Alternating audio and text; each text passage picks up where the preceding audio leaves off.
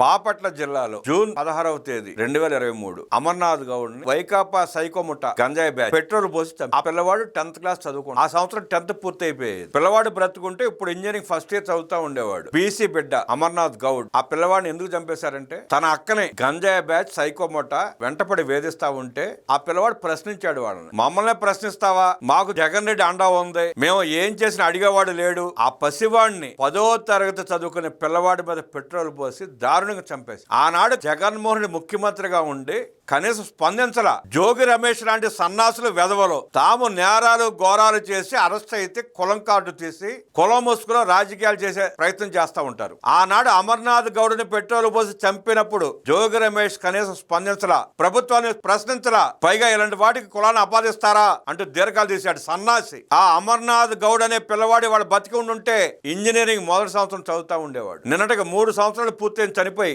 ఆ గంజాయి బ్యాచ్ కి సైకోముఠాకి ఏ శిక్షలు పడినా తెలియదు. ఇంకా అలాంటి అరాచక పాలన చేసిన జగన్మోహన్ రెడ్డి సిగ్గు శరం లేకుండా మళ్ళీ రాజకీయాలను తిరుగుతున్నాడు. అమర్నాథ్ గౌడ్ లాంటి బీసీ బిడ్డలను చాలా మందిని పొట్టన పెట్టుకున్న జగన్మోహన్ రెడ్డి మళ్ళీ వాళ్ళ కుల రాజకీయాలు చేయడానికి బయలుదేరాడు. ప్రజలు ఆలోచించాలి. జగన్ రెడ్డి లాంటి దుర్మార్గుడిని, అమ్మటి రాంబాబు, పేర్ని నాని, కొడాలి నాని, జోగి రమేష్ లాంటి సన్నాసుల్ని మనం ఇంకెన్నాళ్ళు భరించాలి? ఎందుకు భరించాలి? ఎంతమంది మన బిడ్డల్ని వాళ్ళ రాజకీయాలకు బలి చేయాలి? ఆలోచించండి ప్రజలారా. జగన్మోహన్ రెడ్డి లాంటి ఒక నీచుడి రాజకీయాల వల్ల రాష్ట్రం ఎందుకు ఇబ్బంది పడాలి, ఎందుకు బాధపడాలి? మీ దగ్గరికి వచ్చే వైఎస్ఆర్ కాంగ్రెస్ పార్టీ నాయకులు నిలదీయండి, ప్రశ్నించండి, తరిమి కొట్టండి.